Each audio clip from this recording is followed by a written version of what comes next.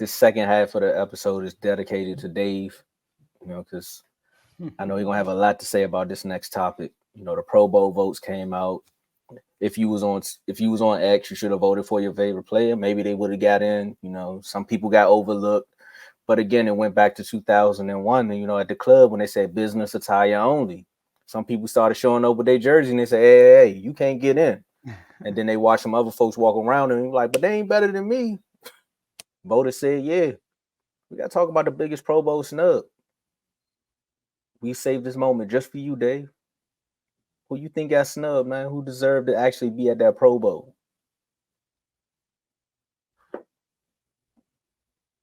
You on mute. You going crazy. You bring the whole list. Man, he started going. As I said before, I actually have two people that I want to talk about. One is on the 49ers, but one is not. You about to take my person, watch. I don't think so, Joe. I don't think can you do your 49ers one and then circle back to yourself? Okay, I'll do my team first. Brandon Ayuk. I think that's pretty obvious. He has 73 catches right now, 7 touchdowns, and over 1,300 yards. He's averaging 18.3 yards per catch. That leads the league in the NFL. He has the highest percentage right now with attempts to catches. He leads the league in that, and I think he's second in. I forgot he's second in something else, but Brandon Ayuk should have definitely been in the Pro Bowl. Debo got it over him, but Debo only has 1,000 yards total. No, Debo ain't make it. Yeah, he ain't make it. No, Debo's a reserve, I believe. I think they voted him as a reserve, but Brandon Ayuk should have been on that list. He's top 10 in receiving yards right now, and I think I've been saying this since last year. He's the best pure wide receiver we have on the team. Mm-hmm.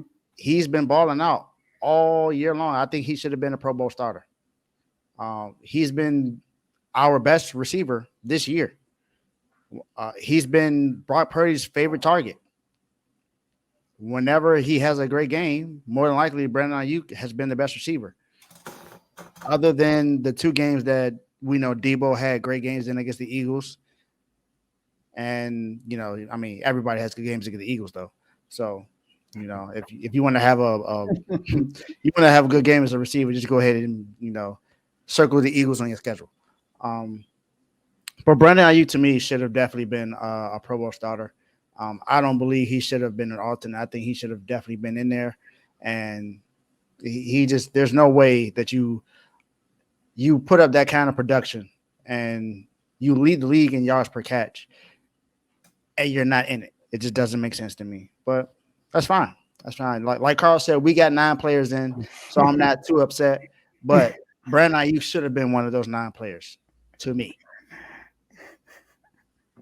Dave, that was going to be my person too, because I looked at the roster. I was like, Puka went off. Like, Puka had a good season, but to have Puka over Brandon Ayuk, and another reason why Brandon Ayuk kind of stood out to me is we was backstage having a conversation, and Dave was like, "You got 1,300 yards." It's like, yeah, you ain't seen your man out there balling all season. I was like, you to know that for him to have a quiet 1,300 is kind of like Mike Evans being 1,000-yard receiver every season, and nobody really acknowledging it. Like it's a humble brag. So for me, I go with that. I don't know what goes into the Pro Bowl voting outside of the actual fan part, but they got to do a better job at this one, because if Brandon Ayuk not did, then at least Debo. Like I said, Puka's having a great season, but again, a Pro Bowl vote kind of should look at it like, with this person on the field, they make things happen. And if Debo's there, he's making things happen. Brandon Ayuk made some things happen. Ask the Commanders safeties. He made things happen. Go ahead, Joe. I'm a defend Puka though. Puka made things happen for the Rams too. I don't like the Rams. I can't stand them, but he's been balling out this year. So I ain't too mad that Puka's in there. All I'm gonna say is, Kev probably not watching, but Jay-Z made the Blueprint, and then he also dropped Blueprint 2.0. All right. So I disagree with both of y'all. I don't think Brandon Ayuk should have made it. I don't think he should have made it. Okay, CeeDee Lamb, we know CeeDee Lamb deserves it over him. AJ Brown deserves it over him. Even though the last few 6 games, AJ Brown been playing like a secondary receiver. But Mike Evans, no, leading the league of touchdowns. All right. And he also dragging the Tampa Bay Buccaneers to that division title, even though they sorry as far as that thing. But Puka Nacua, he having a great year. I mean, now he is getting way more targets because Brandon Ayuk been a lot more of a deep threat this year than anybody else. All right, so I will give him that. Kind of AJ Brown is from last year, but AJ Brown had 1,500 yards though. Oh, my bad, Mark. 1,499, something like that, right? 14, he not in the 1,500 club. My bad, Mark. So, but you look at Puka numbers. Puka got more passing yards. He got more. Well, Brandon got 2 more passing TDs, but he got over 100 more yards than him. And the yak yards, he's killing. And the yak yards is really good for a receiver because they're creating all the stuff. He almost got 700 yak yards. And Brandon Ayuk is like at 300 something, if I'm not mistaken. All right. But yeah, I don't think Brandon Ayuk should have made it.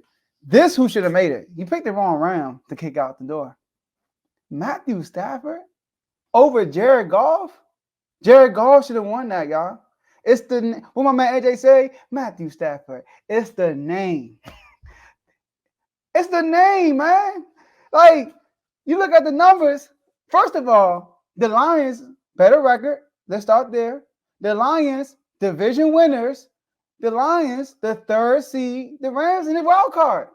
Y'all in the wild card. Y'all ain't even in the club right now. Also, Jared Goff, more passing yards, 4,200 passing yards. Matthew Stafford, 3,900. Jared Goff, more TDs, 28 TDs. Matthew Stafford, 24. Jared Goff, 12 interceptions. Matthew Stafford got that 11. I think what got Matthew Stafford over him is the QBR. That's it. He had a higher QBR than him. But passing yards and TDs, he's beating Matthew Stafford. And it's it's not like it's good about 1, even about 4. You got a good margin with there. So I think everybody is hyped because of the run the Rams are making right now. They are making a run. I mean, Matthew Stafford was part of the problem too, right? Early on. I mean, he's digging them out. I'll give you that. But he was also part of the problem. So I would say Matthew Stafford shouldn't have made the Pro Bowl. It should have been Jared Goff instead. But who throwing Puka the ball? Matthew Stafford. That don't mean just because he's throwing the ball, he automatically should get in there. Hey, that's actually Jared Goff. But Amari St. Brown, what? Ain't he ever? Come on. Amari St. Brown, he right there with the. Yeah, I was talking about Pro Bowl. He top 5. He top 5 in yards, ain't he? Yeah, he top 5. He's 5th. Oh no, I was talking about the Pro Bowl team. But not when the votes came out, like you said, the run. When the votes came out, that's when the Rams started playing better. So Puka was already playing. Puka was playing good when they weren't actually winning games, so he was standing out. However, when the votes started coming out, that's when Matt Stafford raised his game. So it's like, well, he's throwing him the ball, and as Matt Stafford was on the rise, that's when the Lions were kind of like having that bumpy road. Remember, you had the Ravens game, Bears. Then the Bears, then the Packers. Like, it was so many games where you just like, all right, is he really a Pro Bowler? Numbers say it, but they was watching it on the field. He wasn't looking that good. Jared Goff was actually in the MVP conversation, like in the middle of the season. Like people actually was talking about he could probably win. Matt Stafford ain't never been in the conversation. Now people try to throw him in there at the end. Remember they tried to throw him in there like last week. I think y'all talking about that, right? Yeah. They tried to throw him in there last week. Y'all like, hey, I mean, it's kind of a little too late to be talking about this right now. Yeah, definitely too late. But no, Joe, that wasn't my second person. Okay, cool. I agree with that, but that wasn't my second person. Ooh, that's getting real. Who you got there? My second person is the Browns cornerback, Martin Emerson Jr. Yeah. He's been a shutdown corner all year long. He has. He has a league low 47.8 passer rating allowed. Yeah. The next best is his teammate, Denzel Ward, with 53.9. And Ramsey missed half the season. He got 4 picks in. He got 4 picks in a year. I think that's tied for 4th or something like that. And he got 15 passes deflected. Martin Emerson Jr. definitely should be a Pro Bowler. He's been leading. He's been one of the leaders on this Browns defense, who Tay calls the best defense ever. I think that's still false, but this is one of the best defense. For a while, they were the best defense in the league, and he's been the best corner on the best defense in the league at one point in time. So I believe he got snubbed. I believe Martin Emerson Jr. should have definitely been in the Pro Bowl. Who you taking out? Ramsey. He said who? Ramsey. No, Ramsey. No, Ramsey probably. It's between. I mean, these 3 can go. You could rotate the 3. Ramsey missed most of the season. Sauce Gardner. Sauce Gardner is not having. I'm keeping that. I'm keeping it Sauce, but Ramsey might have to go. Ramsey just got here. Bro, you just got here. Got nothing to do with that. You missed most of the season. That's what I'm saying. That's why he can go. Yeah. You gotta go. Gotta go. Yeah, Ramsey just got here, bro. I'm sorry. Like Martin Emerson should take his spot easily. I'm sorry. And I'm not. That's not to say that Ramsey ain't been balling since he got back from injury. But Martin Emerson been doing this all season long. And on top of that, the Browns defense as a whole. That's what I'm saying.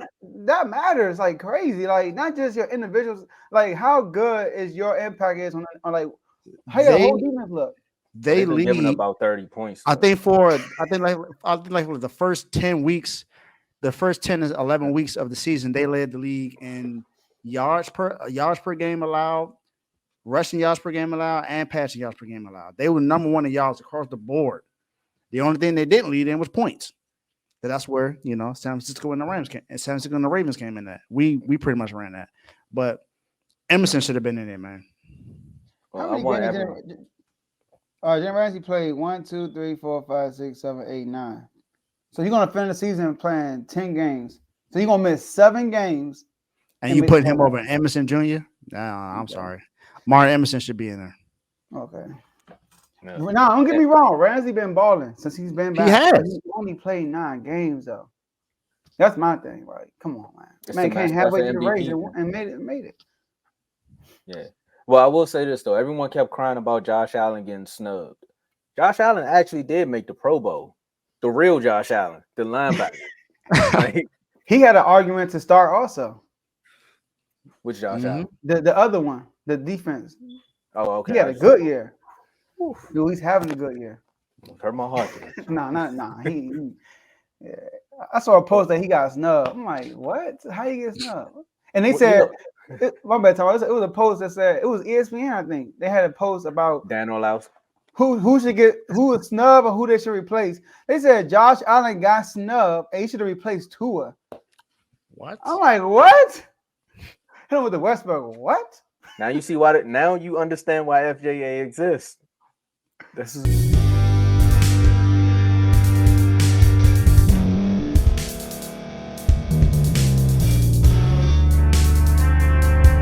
Thank you for staying to the end. If you're watching this on YouTube, please like this video, subscribe, and also hit that notification button so you can be notified next time we put out a video. If you're listening on any podcast platform, subscribe and hit that notification button, y'all, so you can be notified we put out another podcast audio. And last but not least, hit that share button. No matter what you're listening to or watching it, hit that share button and send it to somebody that you know that would love to watch this episode you just listened to. So once again, thank you for staying to the end, and we'll see y'all in the next episode.